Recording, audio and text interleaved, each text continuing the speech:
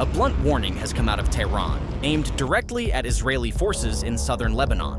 The commander of Iran's Islamic Revolution Guards Corps Quds Force, Brigadier General Esmail Khani, has issued a public threat to Israeli troops, telling them, in Hebrew, that they face two options: withdraw on their own or be forcefully expelled in humiliation. It was a deliberately provocative message, posted on social media, and addressed straight to the soldiers Iran accuses of occupying Lebanese soil. Khani's words left little room for ambiguity. "If you do not withdraw from southern Lebanon on your own feet," he wrote, "the epic of the year 2000 will be repeated once again. The same year you fled this land in disgrace," he went on. "Today, if you persist in aggression and occupation, you will be kicked out in humiliation and defeat. The choice is yours." It was the language of an ultimatum, framed as a choice, but delivered as a threat. At the heart of his message was a piece of history. Khani was pointing back to the year 2000, when Israeli forces withdrew from southern Lebanon after years of occupation, an event he framed as a humiliating retreat. For Iran and its allies, that withdrawal remains a powerful symbol, proof, in their telling, that determined resistance can force a far stronger military to leave. Khani was warning Israel that, in his view, history is about to repeat itself. He also pointed to the battlefield. Khani claimed that, in less than 4 days, Israeli forces had suffered 100 casualties, a figure he presented as evidence that the occupation was already failing. Iranian and Hezbollah accounts say the group has hit back hard, killing or wounding dozens of Israeli troops in recent days.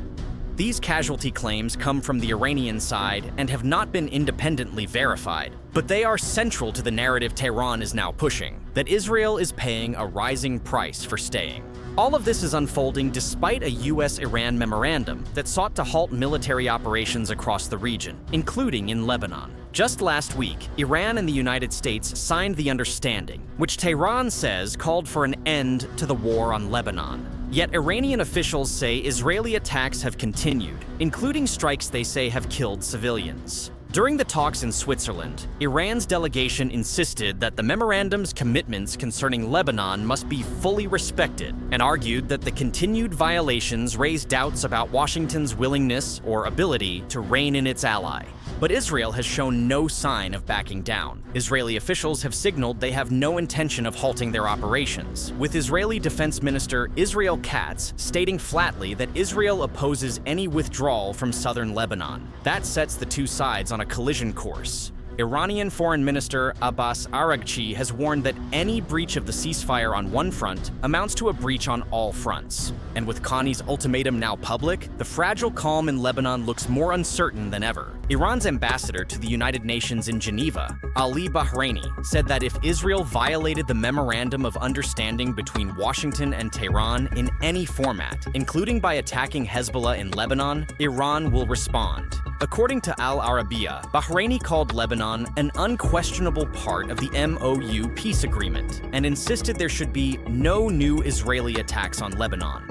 He said ending military operations there should include the withdrawal of Israeli forces and an end to the occupation, calling any new attack Iran's red line. And he closed with a message aimed at Washington, saying it should now be clear that they can do nothing with Iran through the military option. A kind of fragile ceasefire in Lebanon was established, and it seems that it continues. And therefore, the negotiations started in Bürgenstock on Sunday. It continued till midnight. And there was, I think, some good progress in the negotiations. First of all, with regard to Lebanon, we made it clear for everybody, for the parties to the MOU, that Lebanon is an unquestionable part of the agreement and MOU. The security and territorial integrity of Lebanon should be respected. The war against the Lebanese people should be stopped. There shouldn't be any new attack against Lebanon.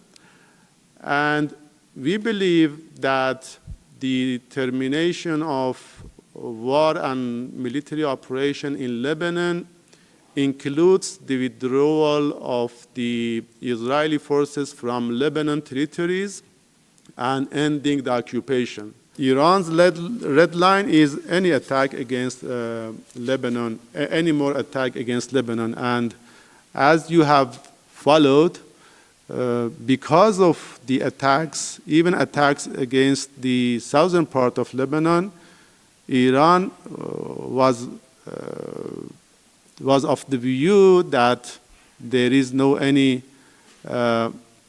the grounds for the negotiations are not complete, and then we are not ready to start these rounds of negotiations. And Iranian delegation came to Bergenstock just at the time that we received the assurance that there would be no any attack against any place in Lebanon.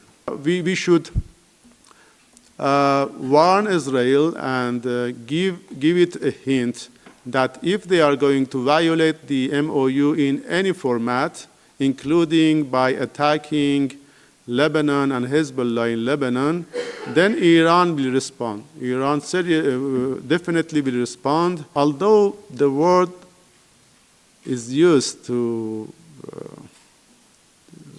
hear those conflicting and paradoxical statements by the President of the United States,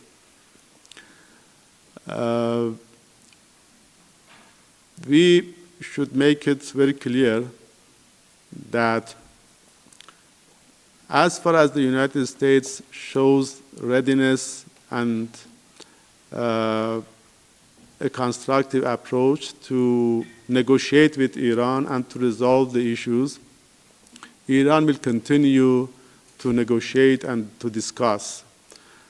But I think now it should have become clear for everybody, particularly for the President of the United States, that they can do nothing with Iran with military option. That warning landed just one day after the senior round of negotiations in Switzerland wrapped up, with the more detailed, lower-level talks set to run through the rest of the week. On the American side, U.S. Vice President J.D. Vance led the delegation, joined by negotiators including Steve Witkoff and Jared Kushner, the president's son-in-law. Across the table sat Iran's Mohammad Bagher Ghalibaf and Foreign Minister Abbas Araghchi. According to Iranian state media, that face-to-face session ran for roughly 80 minutes before the two sides handed the next stage to their technical teams.